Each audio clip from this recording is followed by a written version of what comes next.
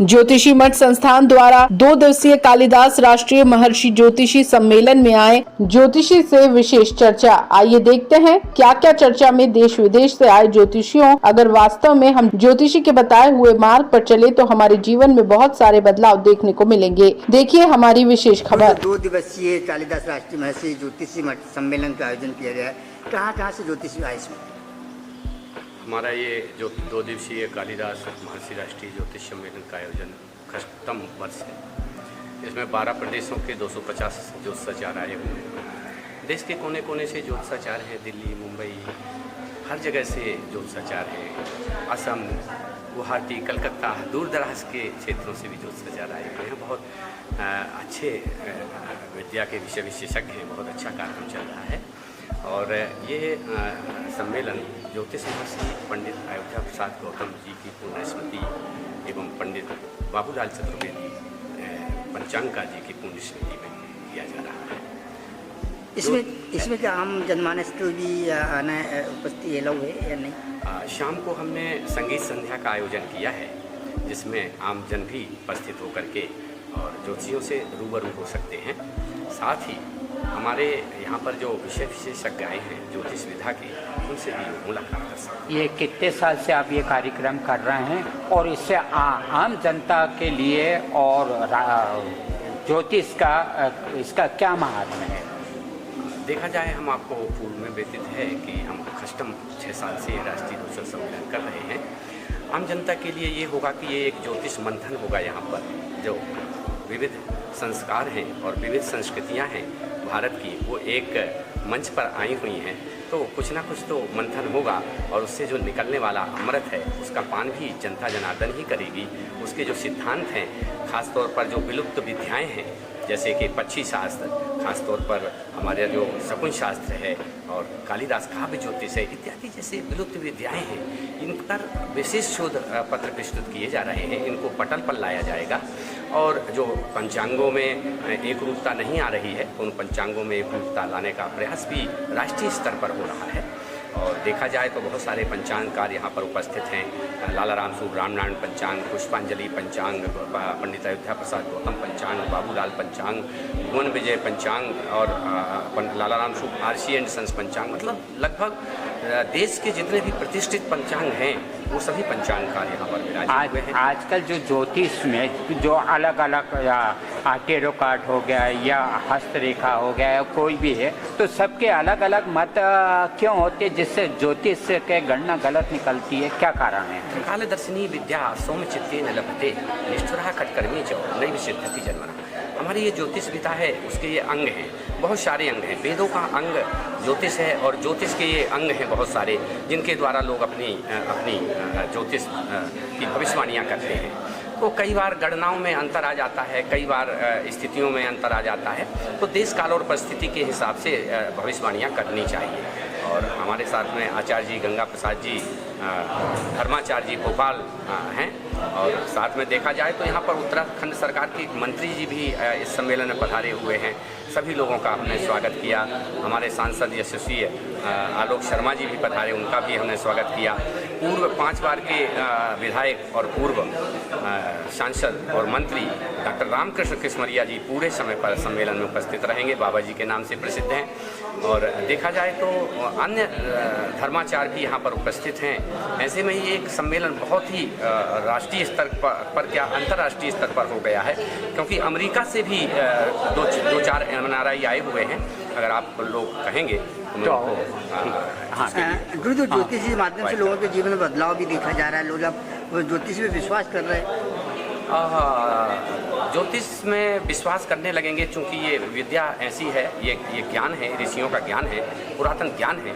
और इसके द्वारा की गई जो भविष्यवाणियाँ हैं वो निश्चित तौर पर लोग अपनाते हैं, बशर्ते की भविष्यवाणियों की सत्यता हो। और धीरे धीरे हमारी जो भारतीय संस्कृति बढ़ती जा रही है, विश्व गुरु बनने में सहायक है। निश्चित तौर पर जब भारत विश्व गुरु बनेगा तो ये ज्योतिष और धर्म अध्यात्म चरम पर होगा। गुरु जी, आपको बाबा के नाम से जब सब संबोधित करते हैं, आपका आशीर्वाद मिलता है। आप सम्मेलन पूरे दिन से यहाँ पे हैं, क्या ज्योतिषी विद्या देखी आप? ज्योतिष विद्या तो बहुत सी विद्या हैं, लेकिन ज्योतिष विद्या जो है वो आदमी के भविष्य को, यानी भूतकाल, वर्तमान और भविष्य तीनों का संबंध जो है उसको बताता है और वर्तमान में क्या अच्छे से अच्छे हो सकता है उसके लिए परामर्श इस ज्योतिष विज्ञान के द्वारा मिलता है। हमारे परम पूजनीय ज्योतिष महर्षि पंडित अयोध्या प्रसाद गौतम जी ने अपनी साधना के द्वारा और ये इस विद्या को हमारे पूरे प्रदेश के भीतर, देश के भीतर और इसके अनेक और जानकार तैयार हो जाए और आज के परिप्रेक्ष्य में जब सारा जो विश्व है एक युद्ध को व्यवसाय के तौर पर मान रहा है और कैसे लोगों की मानसिकता को बदलने का काम करेंगे, ये इसका आज के परिप्रेक्ष्य में ज्योतिष का क्या महत्व है? वही मैं बोल रहा हूँ कि ज्योतिष के कारण लोगों के मन में परिवर्तन आ सकता है, उनको सत्य का आभास कराया जा सकता है और आज के परिप्रेक्ष्य में कैसे किस रास्ते से चलना है वो रास्ते का मार्गदर्शन प्राप्त हो। लेकिन आजकल तो ज्योतिष पूरा व्यावसायिक हो गया, तो इससे ये जो अभी आपने सुना होगा हमारे परम शंकराचार्य जी जिन्होंने बोला, उन्होंने कहा कि ज्योतिष नहीं, कोई भी विद्या जिसके भीतर साधना, जिसके भीतर सच्चाई, जिसके भीतर लोगों के सेवा का भाव, कल्याण का भाव, ये उन विद्याओं के भीतर भरा हुआ है। कोई एक अपवाद स्वरूप कोई ऐसा हो सकता है जो इसका दुरुपयोग करे, लेकिन वो चल नहीं सकता है। इसका सदुपयोग ही हमारे पूरे संसार की रक्षा करने का एकमात्र साधन है। नंद किशोर पुरोहित, पूर्व मंत्री उत्तराखंड सरकार। ज्योतिष समय का नाम है। समय ही सबसे बलवान है और समय की जानकारी केवल आपको ज्योतिष में मिलती है। जो भूत, भविष्य और वर्तमान की बात होती है केवल समय की बात होती है। समय को परिवर्तन किया जा सकता है, लेकिन आने वाले समय को परिवर्तन किया जा सकता है। जो जा चुका समय है उसको नहीं बदल सकती, यही ज्योतिष है। आपकी कुछ भविष्यवाणियाँ जो पूर्व में सत्य हुई, अभी वर्तमान में आपकी क्या भविष्यवाणी? देखिए, भविष्यवाणी जो युद्धों को लेके, जो सीमाओं पे विवाद हो रहे हैं उसको लेके आप क्या कहना चाहते हैं? बेसिकली ये सारे ग्रहों पे डिपेंड करती है, जो मुंडेन एस्ट्रोलॉजी के अंतर्गत आती है। और मुंडेन एस्ट्रोलॉजी का अगर आप स्पष्टीकरण या देखना चाहें तो पंचांग के रूप के अंदर दे सकते हैं। आपके अयोध्या प्रसाद जी गौतम ने पंचांग की शुरुआत की थी, उनसे पूर्वज लोगों ने की थी। उन पंचांगों के अंदर स्पष्ट लिखा हुआ है, जैसे सुनामी आई तो सुनामी किस कारण से आई, वो ग्रहों के अंदर आपके स्पष्ट पंचांगों में लिखा हुआ है। स्पष्ट रूप से कोरोना के बारे में लिखा हुआ था। कोरोना का उत्पत्ति जो है 2002 के अंदर, जो है 2002 के अंदर उसकी उत्पत्ति होगी, लेकिन पंचांगों के अनुसार वो आपके 2019 के अंदर आपकी दुनिया के अंदर आई। हमने जून 2019 के अंदर ही लोगों को पंचांग देख करके कह दिया था कि कोरोना आ रहा है। अभी जैसे आने वाले समय में H5N1 नाम की बीमारी आ रही है, जिसमें 80 लाख लोग प्रभावित होंगे दुनिया के अंदर, और इससे घबराने की कोई आवश्यकता नहीं है। यदि हम अपने जीवन में कुछ परिवर्तन कर लेंगे तो वो हमारे जीवन में नहीं आएगी। जो व्यक्ति H5N1 बीमारी जो आ रही है, अभी जैसे शनि वक्री हुआ और बृहस्पति अतिक्रमी हुआ, उस समय भी जो है वो कोरोना आया। अभी भी 13 जुलाई से जो है वो शनि वक्री हुआ है और बृहस्पति अतिक्रमी है 25 मई से। तो उसका परिणाम कुछ इस प्रकार की युद्ध जनिक स्थिति है। तो 80 लाख लोग जो हैं दुनिया के अंदर प्रभावित होंगे ग्रहों के कारण से। किसी को घबराने की आवश्यकता नहीं है, चाहे कोई बीमारी है, चाहे युद्ध हो, चाहे विस्फोट हो, चाहे भूकंप हो, चाहे प्राकृतिक स्थिति हो, आप किसी भी तरीके से घबराने की आवश्यकता नहीं है। केवल मात्र आप सूर्योदय से पहले उठें, रात को 10 बजे के बाद में 10 बजे सोना सीखें, 11 बजे तक आप सुबह खाना खाएं, सूर्यास्त के पहले आप खाना खाएंगे तो ये बीमारियां, ये दिक्कतें आपके साथ में नहीं होगी। एक आम जो धारणा लोगों के अंदर रहती है ज्योतिष के प्रति कि उसके अंदर डराने की प्रकृति रहती है, ये डराने की नहीं है, ये हमें सचेत करने की स्थिति है। एक हमारे पास क्वेश्चन आता है व्यक्ति का कि मेरे पास पैसे नहीं ठहर रहे हैं, कुछ लोगों की ऐसी चीज़ें। मैं उनसे एक बात, ज्योतिष की एक बहुत बड़ा सूत्र देने जा रहा हूँ। समय नाम गोल्ड का है, सोने का है। आपका सोना रख करके फिर नोट छपते हैं। हर एक चीज़ के पीछे सोने का अस्तित्व रहता है। कलयुग का पहला प्रभाव सोने के ऊपर पड़ा है। यदि जिस व्यक्ति के ऊपर कर्ज है, यदि जिस व्यक्ति के पास में पैसे नहीं ठहर रहे हैं, यदि किसी व्यक्ति को पैसे के संबंधित कोई भी प्रॉब्लम आ रही है, निश्चित रूप से वो कितना भी प्योर सोना खरीद ले, जो बिस्किट में से सोना निकलता है, मैं उसकी बात कर रहा हूँ, और उस सोने के साथ 20 मिनट बताएं, आई एम ए रिस्पॉन्सिबल। एक चंद्रमास 28 दिनों का होता है, 28 दिन के बाद में उसका सोल्यूशन उसके सामने होगा। ये निश्चित है वो अपनी कैटेगरी के अनुसार उस पैसे को, कर्ज को उतार पाता है या रुक नहीं पाता है। रुकने के I am a responsible only for 3 days. जो व्यक्ति कह रहा मेरे पास पैसा नहीं रुकता है, वो रुक जाएगा।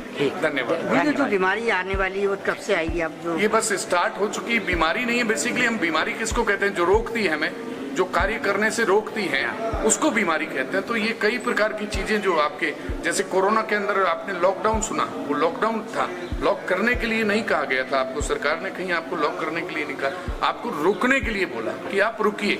उसी तरीके से रोकने को जो है बीमारी कहते हैं। शनि का बकरी अभी जैसे 13 जुलाई से हुआ है और 25 मई से बृहस्पति का अतिकर्मी, बृहस्पति 2023 तक होगा अतिकर्मी। सबसे ज्यादा ग्रेविटी का ग्रह बृहस्पति है। तो उस ग्रेविटी के कारण से भारत जो नॉर्थ ईस्ट, मतलब भारत जो एक विश्व गुरु के रूप के अंदर आएगा, उसका मूल कारण यही है कि अब जो ग्रहों का प्रभाव है वो जम्बूद्वीप के ऊपर होगा। पहले पुराने हमारे जो शास्त्र हैं उसके अंदर द्वीपों का वर्णन था। जैसे अमेरिका जो है वो 7 द्वीपे था, जो 1944 से पहले जो था वो इंग्लैंड का राज था। अब 1944 के बाद में जो अमेरिका डॉलर के ऊपर लोगों का व्यापार होने लगा। अब 25 मई से अभी जो जा चुकी है, उसके बाद में जो है ना भारत के रुपए के ऊपर दुनिया के अंदर व्यापार होगा, जिससे भारत का पैसा जो है वेरी स्ट्रांग होगा। ठीक, बहुत बहुत ज्योतिष जो है एक ऐसा विषय है, गहन विषय है। आपने जैसे कहा कि ज्योतिष में अलग अलग भविष्यवाणी या इनमें गड़बड़, ऐसा कुछ नहीं है। लोगों के समझने में ही कुछ कमियां हैं। हमारे यहाँ भोपाल में सूर्योदय कब होता है, वही सूर्योदय वाराणसी में कब होता है।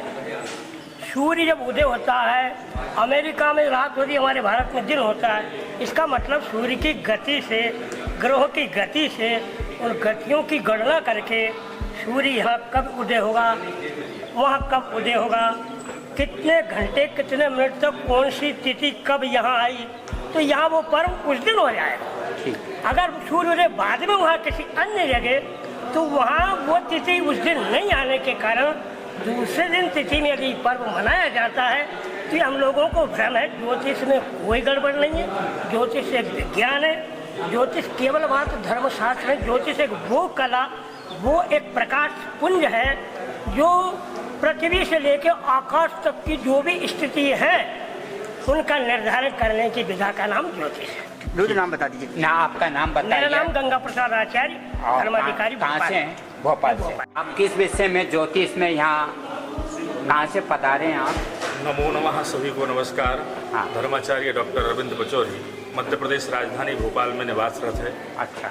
समूचे मध्य प्रांत या अन्योन्य प्रांतों में या अधिकतम अन्य संपादकों के द्वारा मेरी भविष्यवाणियाँ भी भोपाल में प्रकाशित होती हैं। आप सभी के चैनल के माध्यम से भी अनेकों भविष्यवाणियाँ की गई हैं, जो कि अभी युद्ध हुआ या हमारे यहाँ विमान घटना हुई गुजरात में, उसके बारे में पूर्व में भविष्यवाणियाँ की हैं जो उल्लेखित हैं और पंचांगों में भी उल्लेखित है। ज्योतिष शास्त्र है शिरोमणि, ये भविष्य भूतकाल से आता है, भूत भविष्य वर्तमान ये तीनों को दर्शाता है। ज्योतिष वह शास्त्र है, अर्थात एक सुंदर, सुशील और सुशोभित व्यक्ति के लिए कांच के सहारे की आवश्यकता होती है। ठीक वैसे ही अगर व्यक्ति को संपन्न होना है, व्यक्ति को सफल होना है, तो ऐसे व्यक्ति को अपने जीवन में वेद चक्षु के लेना स्मृतम ज्योतिषम, वेदों का चक्षु है, शास्त्रों का चक्षु है, प्रकृति का चक्षु है, मानव का चक्षु है ज्योतिष शास्त्र।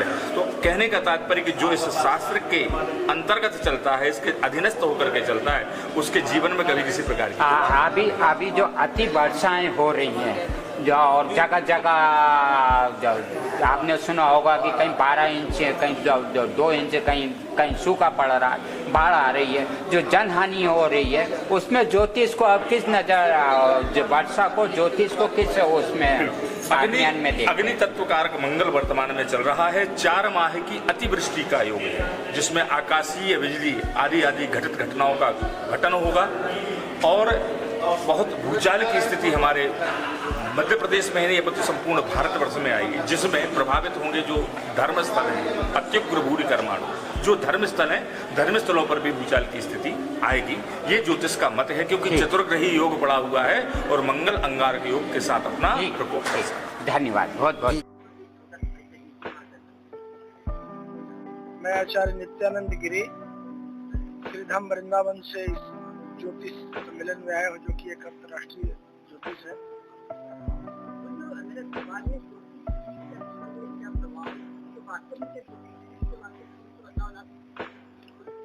ज्योतिष ग्रह गोचर पर आधारित है और 9 ग्रह पृथ्वी पर रह रहे समस्त जीवों के ऊपर अपना समय समय पर प्रभाव डालते हैं, चाहे वह स्त्री हो या पुरुष हो, गरीब हो या अमीर हो।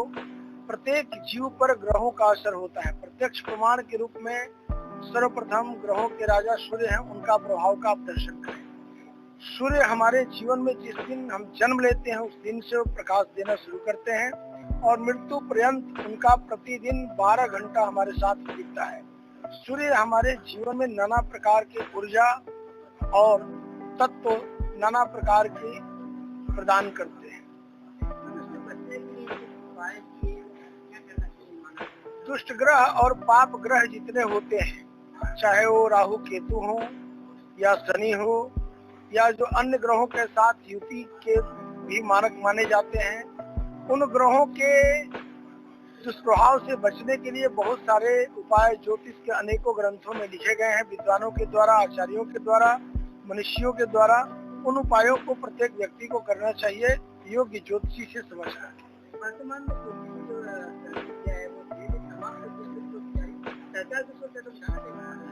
मैंने कई बार कई मंचों से प्रत्येक सरकार और भारत सरकार से आग्रह किया है, निवेदन किया है कि जैसे भारत में कृषि विश्वविद्यालय है, रेल विश्वविद्यालय है, संस्कृत विश्वविद्यालय है, उर्दू विश्वविद्यालय है, अंग्रेजी विश्वविद्यालय है, हिंदी विश्वविद्यालय है, ऐसे ही भारत में भारतीय संस्कृति विश्वविद्यालय और ज्योतिष विश्वविद्यालय और वेद विश्वविद्यालय की स्थापना की आवश्यकता है, जिससे हमारे संपूर्ण विश्व को एक नया ज्ञान और पीसफुल लाइफ मिल सके।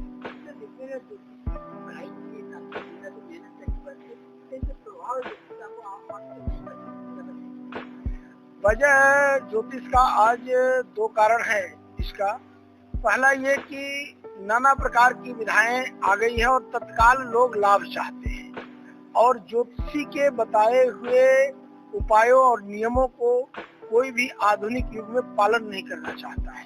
ज्योतिष का एक प्रमाण बताता हूँ आपको। मान लीजिए आपका सूर्य कमजोर है, अच्छा फल नहीं दे रहा है, ज्योतिषी ने बता दिया कि आप प्रातः काल उठ करके 1 लोटा जल भगवान सूर्य नारायण को चढ़ाएं, लाल फूल चढ़ाएं और जल में थोड़ा सा गुड़ मिला दें। लेकिन आजकल लोग सो करके 9 बजे उठते हैं, प्रातः काल उगते हुए सूर्य को कोई जल देता नहीं है, तो ज्योतिष का प्रभाव कहाँ से पड़ेगा। ज्योतिषी ने बता दिया आपको कि आप अपने माता पिता का सम्मान करें, बहन का इज्जत करें, बड़े बुजुर्गों का चरण स्पर्श करें, उनका आशीर्वाद लें। कोई भी व्यक्ति आज के डेट में लेटेस्ट जो जनरेशन चल रही है, माता पिता का चरण स्पर्श नहीं करना चाहती है, बड़े बुजुर्गों को प्रणाम नहीं करना चाहती है और उनकी आशीर्वाद की आवश्यकता नहीं महसूस कर रही है।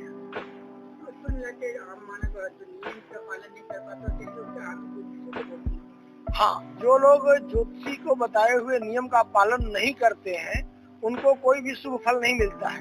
एग्जाम्पल फॉर, डॉक्टर ने आपको दवा लिख दिया, परहेज बता दिया और आप न परहेज कर रहे हैं और न टाइम से दवा खा रहे हैं, तो आपको रोग से निवृत्ति नहीं हो सकती है।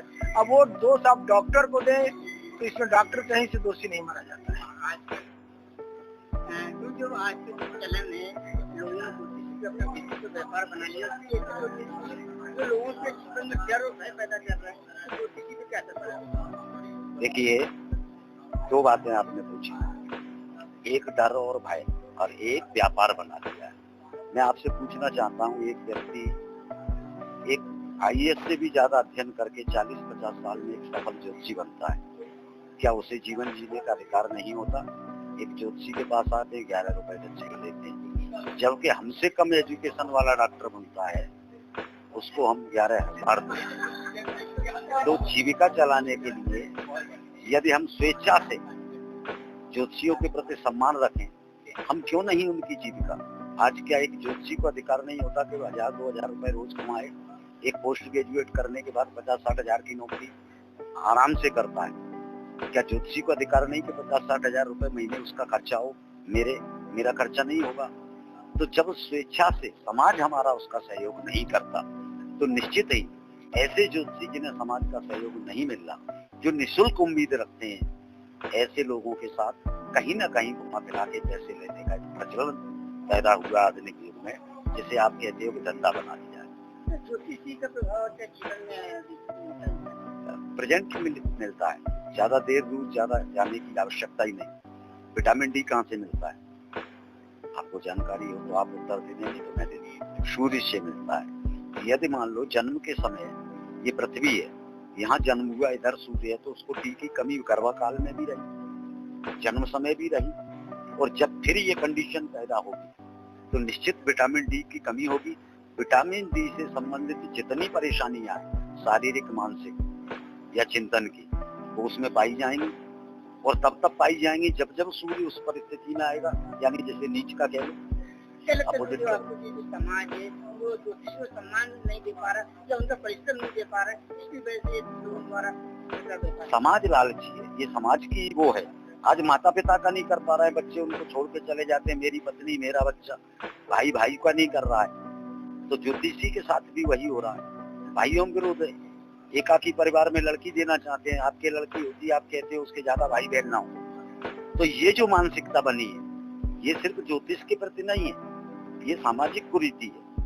और जो हमारी नई पीढ़ी अंग्रेजी पढ़ाई में पढ़ रही है, क्योंकि मेरा ऐश्वर्य, मेरे साधन, क्या तो ये जो पद्धति है, इसका प्रचलन इसलिए हो रहा है कि हमारी जो शिक्षा पद्धति है, मैकाडे की पद्धति आई है, उसने हमारे को इस जगभ्रमित रूप में स्थापित कर दिया। मैं ये संदेश देना चाहता हूँ कि पौधा जब तक जड़ से जुड़ा रहता है, तब तक वो हरा भरा रहता है। जिस दिन वो अपनी जड़ों से कोई टहनी कट जाती है, तो वो सने सूख जाती है। आज कोरोना में इसकी शिक्षा मिली है। जिनके परिवार नहीं थे, जो एकाकी रह रहे थे, जिनको परिवार का सपोर्ट नहीं मिला, उनका क्या हाल हुआ है इस देश में या किसी भी देश में। बिल्कुल, समाज से, परिवार से, हमारी संस्था से, हमारी आस्था से, मातृ देवो भव, पितृ देवो भव, गुरु देवो भव, ये शब्द कोई वो नहीं है साधारण शब्द। यदि हम इसको पालन करें तो निश्चित ही हमारे जीवन में सुख सौभाग्य की वृद्धि होगी।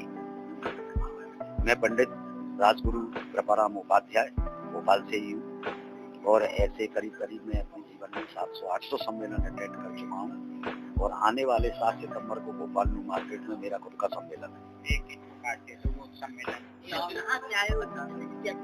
मैं ज्योतिष आचार्य लक्ष्मीचंद चौधरी कोरावर मंडी से आया हूँ।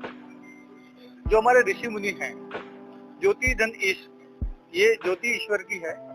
जो ऋषि मुनि हैं उन्हें मालूम है कली काल में नाना प्रकार के पाप करेगा व्यक्ति, और उनसे निजात कैसे पाई जाए, इसलिए कुछ उपाय ज्योतिष के माध्यम से, उन ऋषियों की कृपा से, उनके अनुकंपा से, जो साथ में गुरु ऋषि 1200 ऋषि, उनकी कृपा से हुआ है।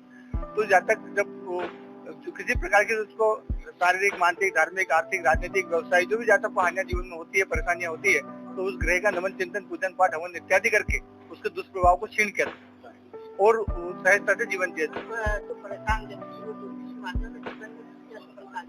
बिल्कुल सफलता हासिल कर सकता है। ये सीधी ईश्वर से जोड़ने की विधा है, ईश्वर की फ्रिक्वेंसी में लाने की विधा है, ईश्वर की एनर्जी में लाने की विधा है। जब ईश्वर की तरफ शरण में पहुंचेंगे आप, तो होता